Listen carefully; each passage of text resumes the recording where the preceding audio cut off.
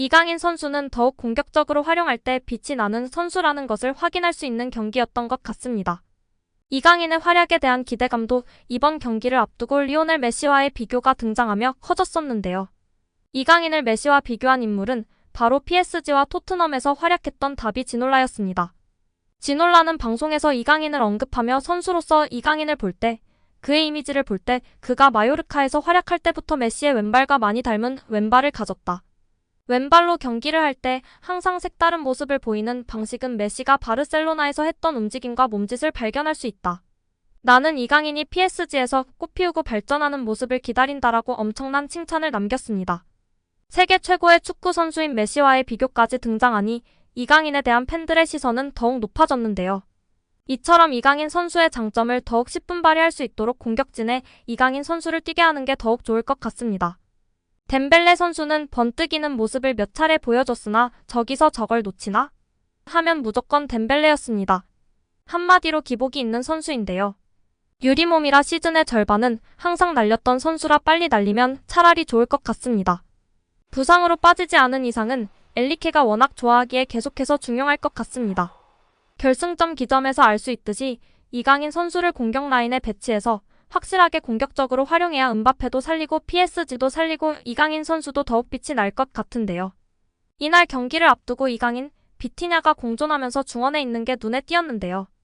둘은 포지션 라이벌로 평가됐고 뉴캐슬 유나이티드와의 사전 기자회견장에서 이강인과 비티냐가 경쟁 중인가? 란 질문이 나올 정도였습니다.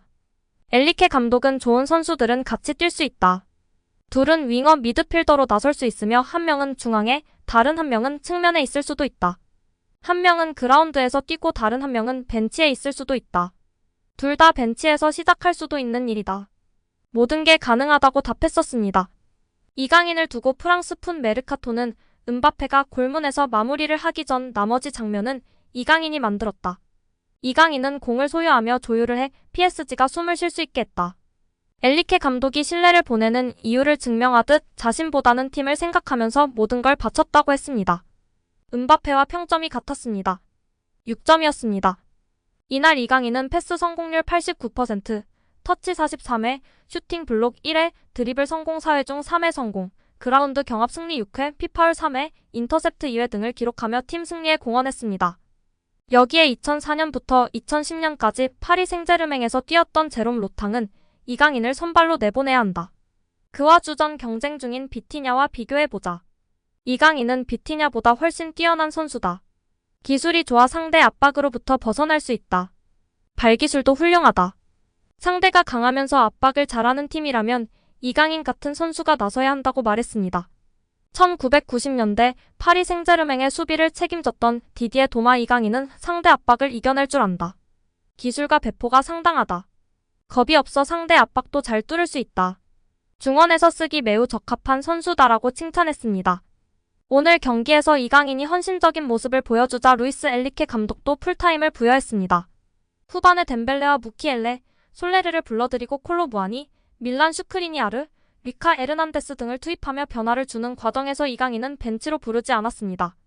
그 정도로 이강인의 패스와 공격성이 지금까지 화제였다면 이번 10명이서 뛴 경기를 통해 수비 헌신에도 초점이 맞춰지기 시작했는데요. 이강인도 수적 열세를 이겨낸 데 만족한다.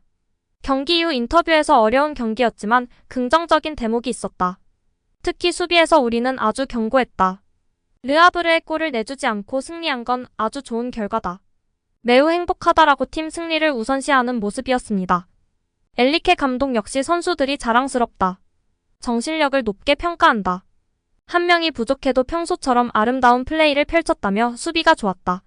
오늘 플레이가 완벽하지 않더라도 지공과 역습을 모두 펼칠 수 있다는 걸 잘 보여줬다라고 박수쳤습니다. 특히 이강인 선수는 이날 양팀 선수 중 가장 많은 드리블 성공 3회로 1위를 차지하며 여전한 탈압박 능력을 보여주었고 89%의 높은 패스 성공률을 기록한 이강인 선수입니다. 이번 시즌 파리 생제르맹에 잘 안착한 이강인 선수인데요. 후스코어드닷컴 기준 이강인은 시즌 평점 7.18을 기록 중입니다. 알고리즘 기반 통계 점수인데요. 팀에서 6번째로 높은 평점에 해당합니다. 실제 팬들과 전문가들은 이보다 더 높은 평가를 하며 극찬이 끊이질 않고 있는 이강인 선수인데요. 이강인 선수를 더 공격적으로 활용해야 합니다. 오늘 경기에서 명확하게 알 수 있었습니다. 이강인 선수가 창조적으로 공격 패스를 넣어줄 수 있는 선수라는 것을 증명했습니다. 더욱 경기에 관여해야 하는 선수입니다. 더욱 공격에 관여해야 할 선수는 이강인입니다. 결국 이강인 선수가 개입하여 기점 패스가 나왔고 덴벨레에 이어 은바페 선수의 멋진 마무리로 귀중한 선제골을 넣었습니다. 이 골이 터지지 않았더라면 경기의 승리를 장담할 수 없었습니다. 풀타임으로 뛰며 수비적으로도 헌신하였고 결국 비티냐의 결승골까지 만들어냈습니다. 이강인 선수는 탈압박하며 불간수를 정말 잘해주는 모습을 보여줬고 숫자 결세로 인해 더욱 공격 가담을 하지 못해 안타까운 모습이었습니다. 이강인 선수는 중원 미드필더 라인이 아닌 공격 라인에 배치되어서 키패스를 뿌리고 더욱 창조적인 움직임과 패스를 해야 은바페도 살아나고 PSG도 살아날 것입니다. 괜히 프랑스 레전드들이나 전문가들이 이강인 선수를 메시와 비교하는 것이 아닙니다. 메시를 미드필더로 쓰면 안 되지 않습니까? 이강인의 공격 재능을 더욱 10분 발휘할 수 있도록 엔리케 감독의 결단이 필요할 것 같습니다. 다음 경기는 리그 8위에 위치해 있는 낭트인데요. 낭트를 상대로 오는 11 8연승에 도전하는 PSG입니다. 파비안 루이스도 부상이라 다시금 중원 자원으로 출전할 것이 예상되는데요. 다시 한번 맹활약 펼치길 기대하고 응원하겠습니다. 최근 레알 마드리드는 정말 마지막 준비를 진행하고 있다고 하는데요. 스페인 렐레보는 레알은 킬리안 은바페 연속극의 마지막 장을 준비하고 있다. 은바페의 계약은 2024년 6월 종료된다. 레알은 최근 몇 년 동안 이어진 모든 실망감에도 다시 한번 시도하길 원한다. 2024년 상반기에 은바페가 자유롭게 협상이 가능하면 시즌이 종료된 후에 영입될 수 있도록 은바페를 향한 제안을 준비하고 있다고 보도했습니다. 은바페의 거취에 대해 다시 스멀스멀 이적설이 나오고 있는데요. 은바페의 거취는 지난 몇 년 동안 PSG, 레알 사이에서 계속 도돌이표였습니다. 레알이 은바페를 노리지만 PSG는 선수의 매각을 원하지 않는다는 보도부터 은바페가 레알행도 고려하고 있다는 소식은 매우 무성했습니다. 실제로 2021년도 시즌이 끝난 직후 은바페는 레알행에 매우 가까웠으나 은바페의 선택은 재계약이었습니다. PSG와 행복 동행을 이어가는 것처럼 보였지만 2022년도 시즌이 끝난 뒤에 은바페가 PSG의 재계약 불가 통보를 날리면서 구단과 엄청난 자존심 싸움이 이어졌습니다. PSG는 레알이 먼저 은바페를 유혹해 나온 결과라고 믿었지만 은바페는 레알 이적설을 직접 부인했습니다. 결국 양측은 다시 화해하고 일단은 시즌에 집중하는 중인데요. 지금까지 레알은 은바페 영입을 하려고 2번 시도했습니다. 한 번은 이적료 2억 유로 약 2,825억 원을 제안했지만 PSG의 입장은 단호했습니다. 핵심 선수를 넘겨주지 않겠다는 생각을 바꾸지 않았습니다. 두 번째 영입 시도가 앞서 밝힌 2022년도 시즌이었는데요.